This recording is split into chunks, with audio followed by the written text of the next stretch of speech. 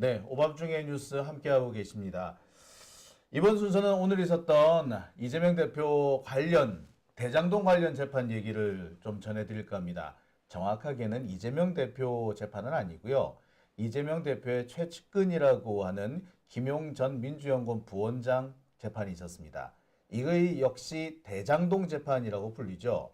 김용 부원장은 유동규로부터 뇌물을 받은 혐의로 재판을 받아왔습니다.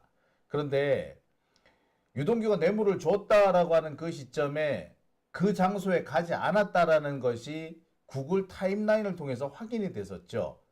자, 바로 그 사건의 항소심 선고가 오늘 있었습니다. 근데 결과는 그렇게 좋지는 못한 것 같아요. 오늘 현장에 이분뉴스 강지호 기자가 다녀왔습니다. 안녕하십니까? 네, 안녕하세요. 오늘 뭐 잘 다녀오셨죠? 저는 사실 무죄를 생각하고 그렇죠. 왔었는데 기대를 많이 했습니다. 기대를 많이 했습니다. 네. 이게 1심과 2심의 큰 차이점은 구글 타임라인 가장 중요한 증거였는데 네. 다 이제 받아들일 줄 알고 오셨는데 결과는 그렇게 좋지 못했네요. 구글 타임라인만 받아들이면은 뭐 더 얘기할 필요도 없었어요. 그리고 사실 우리가 일상생활에서도 구글 타임라인을 많이 쓰지 않습니까? 너 어디 그렇죠. 갔니 안 갔니? 안 갔다라고 입증하는 가장 좋은 게 구글 타임라인이에요.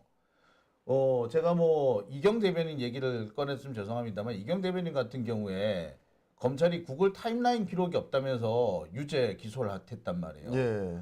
아니 어디서는 구글 타임라인이 결정적인 신뢰 증거라고 하면서 또 갑자기 답답한 뭐 그런 태도를 보여왔는데 결국에 법원도 검찰의 손을 들어줬네요. 근데 되게 특이한 게 그 검찰 구성원 중에 한 명이 박근혜 때도 구글 타임라인을 썼었거든요. 네. 그 의사 관련해가지고. 네. 그런데 그 검사가 뭐라고 얘기를 하냐면 그 오늘 재판 아니고 이제 저번이죠. 네. 그 본인이 썼었던 구글 타임과 이 김용 부원장이 썼던 구글 타임은 상황이 다르다라고 얘기를 합니다. 뭐가 달라? 근데 사실은 상황 다를 게 없거든요. 다르다고 한다면 그 청와대 같은 경우는 기주국이 없어요. 네. 그러니까 청와대 안에 정확하게 딱 나오는 것이 아니라 청와대 주변으로 뜹니다. 그렇죠. 근데 김용 부원장 같은 경우는 요즘에 우리나라 기주국 없는 곳이 어디 있습니까? 그러니까 올해도 위치를 정확하게 알 수 있는 게 김용 부원장의 사례였는데, 그렇죠. 그러니까 검사라는 놈들이 이래요. 그러니까 사실은 자기들한테 불리한 증거인데 불리하지 않은 것처럼 그 능청을 뜬다고 그래야 되나, 그렇죠. 어거지를 쓴다고 해야 되나. 이렇게 거짓말을 하는 놈들, 아니 우리가 일상생활에서 우리 친구가 이렇게 거짓말을 하면 이런 식으로 나오면 그 인간은 우리 인간 취급을 안 할 거야. 그렇죠. 결국 우리나라 법원이 유동규 진술은 믿을 수 있지만 구글 타임라인은 못 믿는다. 뭐 그런 결론을 내린 셈이 돼버렸어요. 그렇죠. 지금 그런 식의 결론이 났죠. 진짜. 그러니까 사실은 그때는 옳고 지금은 옳지 않다라는 거거든요. 그러네요. 구글 타임라인이. 참 내 기가 찬데 보통 법원에서도 그렇고 검찰에서도 그렇고 구글 타임라인 많이 써요. 그렇죠. 정말 많이 쓰거든요. 그리고 아까도 말씀드렸습니다만 그걸로 유죄가 입증된 사례도 혹은 무죄가 입증되는 사례도 참 많았는데 왜 하필 김용 부원장한테는 또 이 구글 타임라인을 못 믿겠다라고 하는지 모르겠어요. 오늘 정확한 판단 내용이 뭔가요? 정말 구글 타임라인은 못 믿겠다라는 그런 결론이었나요? 어떻게 나왔나요? 제가 뭐 간단하게 재판장님이 말씀하셨던 걸 얘기 드리자면 네. 구글 타임라인 메커니즘을 정확하게 모른다. 그렇기 때문에 이제 기납적인 추정을 해야 된다. 그러니까 이 타임라인뿐만 아니라 그 주변에 있는 관계된 그런 내용들 같이 봐야 된다라는 그런 이야기겠죠. 뭐 그렇다 치고요. 예. 그래서 원시 데이터는 이제 빨간색 점과 파란색 점이 있는데 원시 데이터는 빨간색 점입니다. 근데 이 파란색 점 같은 경우에는 수정이 가능해요. 근데 이 원시 데이터 빨간색 점은 수정이 안 됩니다. 그래서 재판관님도 그 원시 데이터 수정되지 않아. 그래서 이 변호사가 이 무결성을 얘기하는데 그거는 말이 타당해. 너의 말은 맞아. 하지만 그러니까 무결성이 있다는 건 조작되지 않았다는 걸 말하는 그렇죠. 거거든요. 조작되지 않았다. 그것까지는 변호사 너네 말이 맞아. 근데 그런데 이 유한홀딩스에서 받았던 그 1억 원 받았을 때 너네 그 6시에 반포에 있었고 7시에는 소초에 있었잖아. 구글 타임라인을 보니까. 근데 그 나머지 말만 있지 구글 타임과 너네 그 주장만 있지 다른 증거는 없잖아. 뭔 소리야? 그 증거가 있는지 뭐 더 무슨 증거가 필요하다는 거예요? 그렇죠. 그래서 다른 증거가 없기 때문에 예. 구글 타임라인을 못 믿는다. 뭐 이건가요? 뭐 간단하게 말하면 그겁니다. 그리고 이제 그 기술 진짜. 예. 여기에 한 가지 더 추가를 해가지고 원래 이 법원에서 10개 정도의 샘플을 가지고 오라 그랬어요. 그 기술자한테. 왜 그러냐면 법조인들도 뭐 의학적인 내용이라든지 아니면 뭐 기술적인 내용 모르잖아요. 법을 네. 하는 거지. 그래서 네. 기술자를 불렀습니다. 그래서 이 데이터 10개 정도 가지고 오라고 했는데 이 기술자가 한 개밖에 못 가지고 왔어요. 그래서 그 부분에 대해서 신뢰도가 낮다. 그리고 이건 과학적인 검증이라고 보기보다도 기술자의 경험적인 그런 내용으로 봐야 되기 때문에 인정할 수 없다라고 얘기를 하더라고요. 그래서 결과적으로 공소 사실을 탄핵할 정도는 아니다. 구글 타임라인은 전체적으로 뭐 증거로서의 효력은 있으나 믿을만 하나 그걸 탄핵할 정도까지는 아니야. 유동규 진술을 뒤집지는 못하겠다. 그렇죠. 유동규는 뭘로 믿는데? 유동규는 사실 그래가지고 뇌물죄 같은 경우에도 원래 1억 9천만 원이 이제 공소를 한 거잖아요. 검찰 측에서. 거기서 7천만 원만 인정이 됐습니다. 근데 이 중에서 설과 추석 각각 1천만 원씩 2천만 원은 인정이 안 됐단 말이에요. 그게 왜 인정이 안 됐느냐? 유동규의 말이 계속 번복이 되었기 때문에 인정이 안 된 겁니다.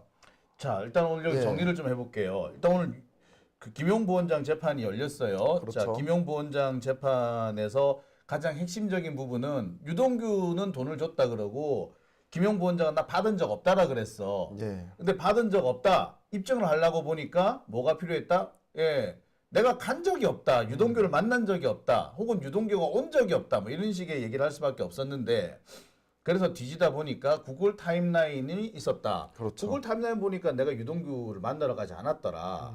그러니까 구글 타임라인만 인정되면은 유동규의 진술이 와장창 무너지는 그런 상황이었던 거 아닙니까? 예, 맞습니다. 예.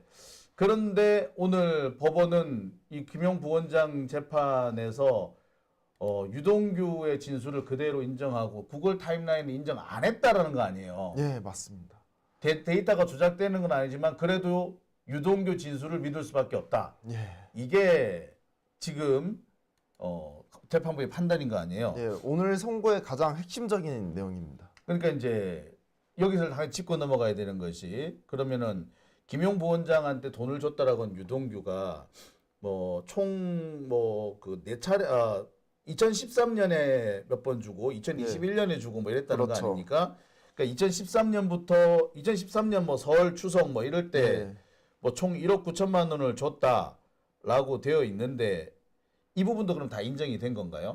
그 부분은 원심과 똑같은데 그 1억 9천만 원 중에 7천만 원만 인정이 된 겁니다. 7천만 원만. 예, 13년 4월에 받았던 7천만 원만 인정이 된 거고 그 추후에 1억 같은 경우에는 뭐 이재명 대표의 원래 이재명 대표가 당시에 성남시장 다시 재선을 할 때 그 남욱 측에서 4억 정도를 뭐 줬다 뭐 이런 내용으로 다시 추가를 한 거예요. 원래 세 가지밖에 없었는데. 선거운동 자금으로 4억을 줬다 뭐 이런 얘기가 있었는데 예. 그 부분은 인정이 안 됐군요. 그런 부분은 인정이 안 된 거죠. 그나마 이제 그 부분은 좀 빠졌는데 나머지는 1심과 거의 똑같네요. 사실은 그 1심 내용과 2심 내용 유일하게 다른 점은 김용 부원장한테 선고 비용까지 너가 내. 그거 하나 다릅니다. 그래서 사실은 1심이랑 동일하다고 보시면 돼요. 이 뭐야 이거. 아니 이게 어떻게 재판 비용까지 어떻게 피고인한테 물린단 말이에요. 그렇죠. 또 안타까운 점은 이 구글 타임라인 증거 입증을 하면서 김용 부원장이 보석으로 나왔단 말이에요. 네. 근데 이번에 이제 재판이 끝나니까 보석 취소가 됐습니다. 다시 감옥으로 들어가야 돼요. 그래서 오늘 재판 끝나자마자 보석 절차를 들어갔습니다. 다시 재보석 절차를. 예. 자, 그다음에 이제 그 정치자금 위반, 소위 말하는 이제 이재명 대표 경선 자금으로 받았다라고 하는 6억인데 그렇죠. 이 부분이 제일 우리로서는 핵심된 부분에서 그 대표적인 게 바로 이거 아니에요. 이게 이런 검은 상자 안에다가 그렇죠. 돈을 넣어가지고 이렇게 하고 갔다라는 거. 그렇죠. 예. 근데 돈을 줬다고 하는 날짜가 2021년 5월 3일인가 그랬죠. 예, 그런 걸로 알고 네. 있습니다. 그랬는데 요렇게 했다는 요거 이 날짜 5월 3일인가 그날 구글 타임라인을 보니까 김용이 거기 간 적이 없더라. 그렇죠. 예, 그래서 구글 타임라인이 이제 논란거리가 됐는데 문제는 구글 타임라인이니까 오늘 인정 안 했다는 얘기가 되는 거네요. 예, 왜냐하면 이 구글 우선 김용 부원장의 말이 뭐였었냐면 구글 타임라인이 나오기 전에 나는 3월 이후에 유한홀딩스 간 적이 없다라고 얘기를 했습니다. 그러니까 3월 24일이 마지막으로 예. 간 날이고 그 이후는 간 적이 없다. 예, 그리고 그 추후에 구글 타임이라는 것을 알아가지고 그걸 제출을 하게 된 거예요. 비교를 해보니까 진짜 안 간 거야. 그리고 그 북부 경기도청 북부에서도 또 돈을 받았다라고 얘기를 했잖아요. 네.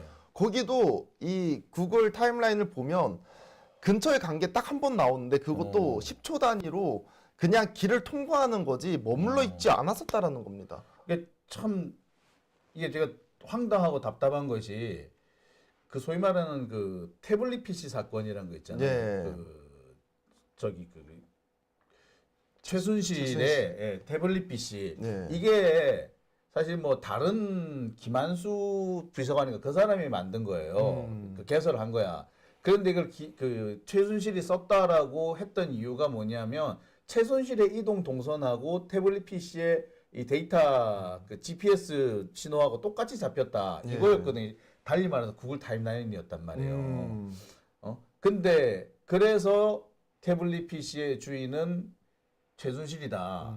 심지어 그때 무슨 얘기까지 했었냐면 검찰 하던 얘기를 정확하게 기억하고 있는 것이 그 정유라 씨가 출산하기 위해서 제주도를 갑니다. 예. 근데 그 제주도 그 있던 숙소 부근까지 GPS가 다 나오더라 이거야. 그래서 그 정유라 최순실이 옮겨 다닌 그 동선하고 여기 GPS 수신 기록하고 딱 일치하더라. 그래서 이거는 최순실 거다라고 된 거였어요. 예. 그랬는데 그때는 타임라인 다 써놓고 이제 와가지고는 또 못 믿겠다. 그때는 나 자꾸 화딱지가 날라 그러는데 그러니까 김용 부원장은 이 GPS 기록 그러니까 구글 타임라인 기록을 이유 근거로 해가지고 간 적이 없다라고 한 거 예. 아닙니까? 이게 바로 이제 그 구글 타임라인인 거 아니에요. 그렇죠. 근데 이게 이제 지금 여기서는 뭐 가깝게 보입니다만 실제 거리상으로는 한 2km 이상 차이가 나는 걸로 돼 있더라고요. 예. 그런데 이 기록도 못 믿겠다. 이 기록보다는 차라리 유동규 말이 더 맞겠다. 이거 아닌가요? 예, 맞습니다. 야, 근데 이게 구글 타임라인이 인정돼 버리면 사실 이번에 다 무죄 나오는 상황이었어요. 예, 이게 왜 그러냐면 김용 부원장이 지속적으로 주장했었던 내용과 구글 타임라인의 내용이 배치가 되지 않고 그 딱 동일했었거든요. 딱 일치하기 때문에 무죄가 나올 수밖에 없었던 거죠. 구글 타임라인이 인정이 된다라고 하면. 그 법원에서 왜 구글 타임라인 인정 안 했는지 저 도대체 이해가 안 가요. 아까 말씀을 들어보니까 예, 구글 타임라인 뭐 조작되지 않았다. 그렇죠. 그리고 뭐 내용 뭐 믿을 수는 있겠다. 예. 그렇지만 유동규 진술보다는 못 믿겠다 아니야. 뭐 간단하게 말하면 그 기술자의 그 신뢰가 좀 낮다라고 생각을 한 그러니까 거죠. 기술자의 경험이기 때문에 믿을 수 없다. 그럼 유동규의 경험은 믿고 기술자의 경험은 못 믿는다는 말이야? 그러니까 저도 이해가 안 돼요. 아니 그러니까 유동규의 진술 역시도 지 경험이잖아요. 그렇죠. 경험이죠. 근데 유동규 진술을 믿을 수 있고 완전히 제3자로 아무런 이해관계가 없는 그 사람의 진술을 못 믿는다. 그리고 이게 그러니까 이렇게 되면은 어떤 증거가 있더라도 결론은 정해져 있었다. 아, 이미 결과는 정해져 있었다. 그렇다고밖에 볼 수가 없죠. 이렇게 돼버리면. 근데 선배님은 왜 결정이 이렇게 날 수밖에 없었을까라는 생각 해보신 적 있나요? 그러니까 이 부분은 사실 이제 오늘 네. 이 재판이 만약에 김용 부원장이 무죄가 난다면 오늘 선고가 연기될 거라고 생각을 했어요. 지금 정치적 상황이 그 법원이 이재명 대표한테 이 꽃을 달아줄 수 있는 그럴 상황이 아니야. 근데 만약에 오늘 무죄가 그 김용 부원장 무죄가 딱 나와버리면 이재명 대표는 중요한 사법 리스크 하나를 털고 나가는 거예요. 그렇죠. 모든 것의 시장이 대장동이었고 그 대장동의 연결고리가 한 사람이 바로 김용이었는데 김용이라는 고리가 딱 부러져 버리면 더 이상 사실 대장동 재판을 할 이유가 없어져 버리거든. 그래서 지금 상황에서 법원이 이재명한테 그런 선물을 줄 것 같지는 않겠구나. 그래서 만약에 무죄가 나온다면 선고 연기를 할 것 같다. 한 달 혹은 두 달. 좀 더 법원이 사태 진행을 좀 살피겠구나라는 생각해서. 근데 오늘 선고가 그냥 되는 거 보면서 이거 별로 분위기 안 좋은데 불안한데. 불안한데 했던 거예요. 그러면서 이게 정치적인 결정을 내린 거다라고밖에 저는 판단이 안 들어요. 원래 사실 말이 김용 부원장 재판이 이거 사실 이재명 대표 재판이에요. 이재명 재판인 거예요. 이게 왜 공소가 됐냐면 남욱이 이 사업을 진행하면서 이재명한테 정치 자금을 준 내용인 건데 남욱이 돈을 마련해서 유동규한테 전달을 하고 유동규 같은 경우에는 이제 뭐 김용한테 전달하고 그 김용은 이재명한테 전달했다. 이게 사실 골자거든요. 그렇죠. 그러니까 사실 이 김용 부원장이 돈을 받았다라고 이렇게 딱 명확하게 나오면 이제 또 재판이 다시 또 이루어질 수 있는 거 아닌가요? 그러니까 이 부분은 좀 이렇게 1심에서 좀 끊어놓은 부분인데 1심 조영구 부장판사가 어디를 끊었냐면 김용 부원장에서 이재명으로 넘어가는 고리를 끊어놓은 거예요. 끊어놨습니다. 예, 그게 이 연결이 되려면은 소위 말하는 거 420억인가 하는 거 있잖아요. 예. 그 돈을 인정을 해줘야 되는데 그 돈은 인정이 안 돼버린 거예요. 그러니까 그 부분이 끊어져 버렸어요. 그리고 이 부분에서 그 6억이라는 돈이 결국은 그 김용 부원장이 받았다라는 건데 이게 제일 문제가 되는 게 뭐냐면 돈을 받았으면 어디에 썼다라는 게 나와야 돼. 그렇죠. 사용처가 나와 있어야 되거든. 아니면 사용처가 없으면은 저장이 돼 있다거나. 그러니까 하여튼간 최종적으로 어디로 흘러갔다가 나와야 되는데 그 부분을 인정을 안 했어요. 사용처 부분을 인정 안 했기 때문에 어떤 명목으로 받았다, 뭐 대선 자금 명목으로 받았다 정도만 돼 있는 거지 이게 이재명 대표랑 집 연결된다 보기는 어려워요 또. 그거는 또 다행이네. 또 달라요. 근데 문제는 대신에 검찰이 그거 가지고 또 시비를 걸겠지. 근데 분위기상 보면은 오늘 결론 나온 게 저는 사실 좀 답답하면서도 이게 항소심 재판부가 대법원한테 또 공을 넘겼구나. 넘긴 거예요. 네, 이건 대법원한테 공을 넘긴 거예요. 원래 그 법 판사들이 이렇게 해서 못 된 거야. 지들이 법과 양심을 그렇게 열심히 주워 삼기는 사람이라면 무슨 일이 있더라도 옳으면 옳다, 그러면 그렇다고 해야지. 근데 이게 정치적으로 상당히 중요한 사건이다 보니까 내가 못하겠네, 대법원이 하시라 하고 떠넘긴 셈인 거예요. 1심은 2심에, 2심은 대법원에 이렇게 넘긴 거다. 그러니까 결국에는 이게 조희대의 소나기로 넘겨준 거예요. 그러니까 항소심 판사가 자기가 정치적으로 부담감이 느껴지니까 1심에서 하나도 바꾸지 않은 거 아니야. 그렇죠. 그리고 통지를 다 넘겨버린 거거든요.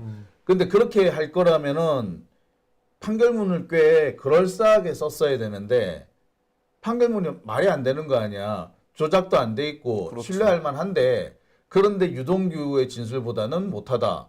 유동규가 뭘로 믿어? 근데 유동규의 진술을 믿으려면은 주변 정황하고 일치가 돼야 된단 말이에요. 그리고 진술이 일관돼 있어야 돼.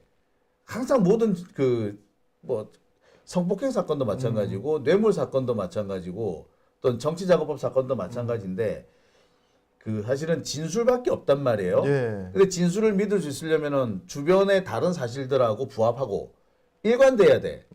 근데 문제는 유동규는 단 한 번도 일관적이었던 적이 없어요. 그래서 이런 얘기도 나오더라고요. 이제 이동규의 진술이 일관되지 않았던 것은 그 1년 전에 그런 과거이기 때문에 기억이 정확할 수 없다라는 얘기도 나옵니다. 아니 그래도 대충은 맞아야지. 그렇죠. 대충은 맞아야지. 자 왜냐하면은 검찰 주장도 계속 바뀌어요. 원래는 맨 처음에 3월 말이라 그랬어요. 3월 말이라 그랬다가 4월로 바뀌었다가 4월도 초랬다가 중순이랬다가 하순이랬다가 결국에는 5월 3일이 된 거예요. 근데 마지막에는 구글 타임라인 얘기 나오니까 갑자기 5월 3일 특정한 게 아니다 이렇게 됐단 말이야. 예. 그리고 5월 3일도 맨 처음에는 오후 3시라 그랬다고. 오후 3시라 그랬다가 나중에 6시로 넘어갔단 말이야. 그때마다 왜 자꾸 바뀌느냐? 그때마다 새로운 증거가 나왔기 때문에 한 거예요. 왜 5월 3일이라고 했다가 5월 3일 오후 3시라고 그랬다가 오후 6시로 넘어갔느냐? 처음에는 햇빛이 따가웠다. 오후 햇빛이 예. 따가웠다라고 해가지고 5월 3일 오후 3시쯤으로 잡은 거예요. 근데 오후 3시쯤에 유동규가 골프 치러 갔던 사실이 확인이 돼버린 거야. 골프 예. 그쵸. 예, 그 정민용하고 골프 쳤다는 게 확인된 거예요. 그러니까 3시를 빼고 나니까 해가 떠 있는 시간은 오후 6시 반밖에 없는 거예요. 그래서 6시 반까지 간 거라고. 그럼 이게 일관된 주장도 아닌 거야. 그렇죠. 그나마 또 이게 일관된 주장이 되려고 그러면 처음부터 이 얘기가 나와야 돼. 근데 골프 쳤다라는 거는 그걸 지가 모를 리가 있냐고. 돈을 줬는데. 그랬으면은 애시당초 그 당시 진술할 때 내가 돈 주고 난 다음에 골프 치러 갔다든지 골프 치고 난 다음에 돈을 줬다든지 뭐 이런 식으로 얘기했었는데 그런 거 하나도 없이 뜬금없이 그냥 돈을 줬다. 그 정민용이 뭐 돈 들고 왔길래 니 잠시 저기 가 있어라 그러고 나 돈 줬다. 이런 식으로 얘기했는데 뜬금없이 갑자기 여기에 골프가 들어왔단 말이야. 그러니까 부랴부랴 또 시간을 글로 옮긴 거란 말이에요. 그러니까 한마디로 말하면 진술이 일관되지도 않아요. 그리고 일반적으로 생각했을 때도 내가 1억 정도를 준비를 해놓고 뇌물을 주려고 준비를 하고 있는 상태에서 골프를 중간에 치러 간다는 게 전 도저히 이해가 안 그렇지, 되거든요. 상식적으로. 상식적으로? 이렇게 돈을 이렇게 열심히 준비를 했어. 이렇게 통에 그렇죠. 넣고. 그 심지어 여기에다가 저기 쇼핑백에다 쇼핑백. 딱 넣죠. 그래가지고 딱 줬단 말이야. 이렇게 준비를 철저히 한 사람이 돈을 여기다가 놓고 골프 치러 갔다고? 분명 골프를 치러 간 거죠. 이게 말이 되냐고요. 근데 이 말도 안 되는 상황을 말이 된다라고 인정해 준 거야. 그러면서 심지어 구글 타임라인보다도 이 진술이 신빙성 있다. 이거는 나 진짜 어거지죠. 어거지지. 그리고 사실은 돈의 흐름을 보려면 그 사람의 행동을 파악을 해야 되잖아요. 근데 안타깝게도 그 당시에 포르쉐를 사줬다는 이야기가 원래 나왔었습니다. 그러니까 유동규가 자기 이제 내연녀한테 그렇죠. 포르쉐 3억짜리인가를 사줬다 그러잖아요. 그렇죠. 그러면 사실 유동규가 과거에 이 체린에 대해서 얘기가 나왔던 게 뭐였냐면 유동규가 불쌍하다라는 거야. 항상 돈이 없어서 불쌍했다라고 얘기를 하거든요. 유동규라는 인물은 사실 돈이 그렇게 있는 사람은 아니잖아요. 그 상태에서 이 포르쉐를 그렇다고 그 여성분들도 돈이 많은 사람은 또 아니란 말이에요. 근데 어디서 갑자기 어디서 그 3억짜리 포르쉐가 나왔냐라는 그렇죠. 거예요. 근데 요번 재판부 같은 그러니까 경우는 만약에 이제 문제는 3억 네. 원을 그 돈이 이제 딱 그 시점이 이제 그 유동규가 그 남욱 등으로부터 네. 돈을 받았던 시점이에요. 거의 일치하죠. 예. 그러니까 그때 3억 원이 빠져나갔으면은 유동규가 그 김용한테 돈을 줄 수가 없었던 거야. 돈을 줄 수가 없었기 때문에 이거는 진술 자체가 깨지는 거였는데 갑자기 그래서 이 부분에 대해서는 법원에서는 뭐라고 그래 그래서 이 포르쉐를 산 유동규의 자금이 들어간 게 확인되지 않기 때문에 유동규가 사줬다고 볼 수가 없다라고 얘기를 하거든요. 그 사람은 그러면 그 여자분은 진짜 돈이 없어. 그러니까 저희가 이해가 안 되는 게 유동규도 원래 돈이 없었고 그 여성분도 돈이 있는 사람이 아닌데 갑자기 뜬금없이 3억짜리 포르쉐를 산다? 도저히 상식적으로 이해할 수가 없잖아요. 그러니까 어떻게든 간에 수단과 방법을 가리지 않고 그 김용을 죄인으로 만들기 위해서 말을 끌어다 붙이고 있는 거니까 유리한 증거는 무조건 틀렸다. 그렇죠. 이렇게 하는 수밖에 없네요.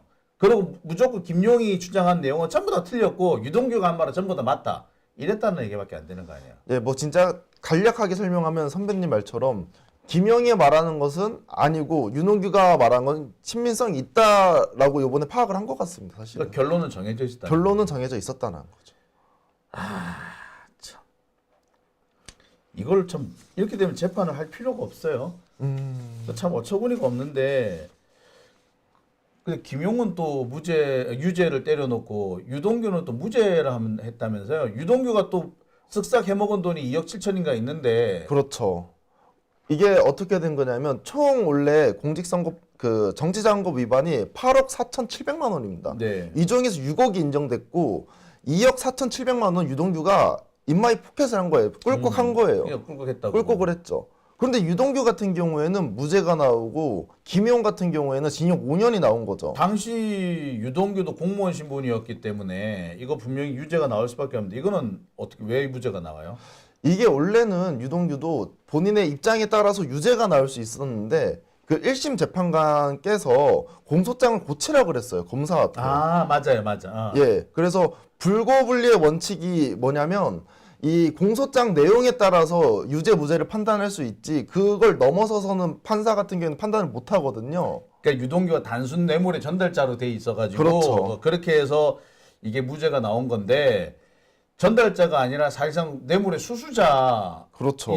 때문에 공소장을 훔치라고 그랬죠. 근데 그거를 끝까지 안 고친 거예요? 배달 사고로 봐야 된다라고 얘기가 나왔었던 거죠. 그 전에는 그 배달 사고는 어쨌거나 돈 받은 거잖아. 돈 받은. 근데 이게 본인이 직접 전달자, 그러니까 단순 전달자가 아니라 본인도 거기 안에 포함이 되면 유죄인 건데 단순 전달자로 봐가지고 무죄가 나왔다라고 하더라고요. 그러니까 결국에 유동규를 기소를 안 한 셈이네요.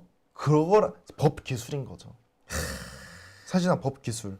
그러니까 유동규를 무죄를 만들어주기 위해서 이러니까 유동규가 거짓말을 하는 거지. 아니 왜 그런 게 느껴지냐면 요번에 결심에서 그 검사가 그랬잖아요. 유동규 씨가 이러한 진술이 없었다라고 하면 이 재판이 없을 수 있었다. 그런 점을 되게 참작해줘야 되고 되게 용기 있는 그런 선택 아니냐. 이런 사람들이 많아져야 된다. 이런 느낌으로 말을 했었거든요. 결심에서도. 그러니까 결국에 누구 하나 잘 잡아가지고 진술을 조작하면은 사람 잡는 건 아무것도 아니네. 그렇죠. 그러니까 이런 거를 판사가 바로 잡아줘야 되는데 판사가 이걸 바로 잡지 않으니까 검사들이 계속 이렇게 하는 거거든요. 예. 판사가 누구예요? 아 판사가 백강진 판사라고 합니다. 백강진 판사. 어디서 많이 들어봤는데. 제가 깜짝 놀란 게 이분이 이틀 전인가 이재용 제일모직 삼성물상 부당합병 무죄 때린 판사예요. 아 이재용 그 경영권 승계 그렇죠. 부당 경영권 승계 그 불법 그렇죠. 불법 경영권 승계 이 사건과 관련해서 무죄 때린 사람 엊그저께 예, 그때 막 삼성 바이오로직스라든지 막 이런 것들 막 되게 얽히고 설키고 했었잖아요. 그래서 1심에서 무죄를 줬는데 2심에서 그대로 받아들여서 또 무죄를 때린 거죠. 제목 바꿔야겠다. 야, 제목을요. 이렇게 바꿔야겠다. 이 제목을 이렇게 바꿔야겠다. 아무리 생각해도 이거는 예, 이렇게 바꾸겠네. 어처구니가 없어서 잠시만요. 예, 자 제목은 지금 제가 하고 있는 제목은 이렇게 해놨는데 요거를 제목을 이렇게 바꿔야겠다. 어떡해요? 이재용 무죄 때린 판사가 구글 타임 못 믿는다.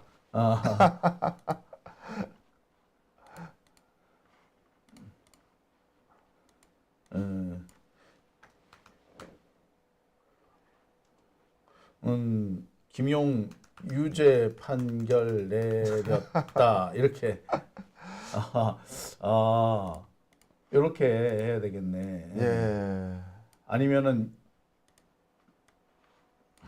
구글 타임 라인 못 믿는다 이렇게 해버리겠네. 요렇게 아유, 야,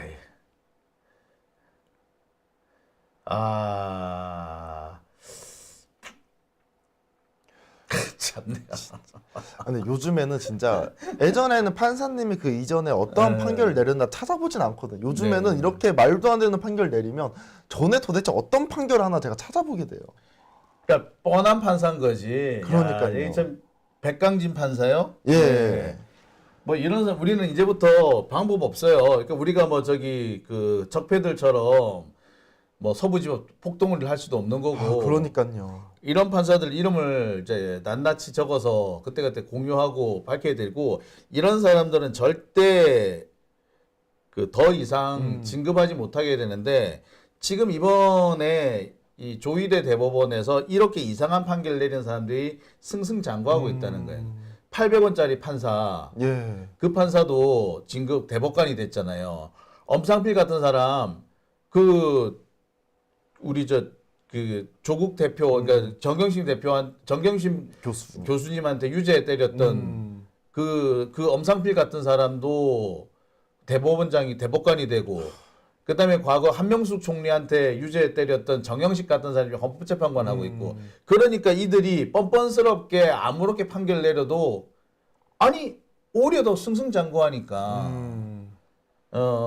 진짜 제가 볼 때는 이런 사람들이 다시는 나오지 않게 하려면 이런 사람들이 적어도 대법관이나 헌법재판관이 될 수 없도록 만들어야 되는데, 문제는 이런 사람들을 민주당이 다수인 법원에서 통과를 시켜주니까 문제인 거야. 민주당이 지금 국회 다수 의석인데 이런 판사들은 제껴야지. 근데 이런 사람들을 통과시켜준 과정이 어디서 등장하느냐?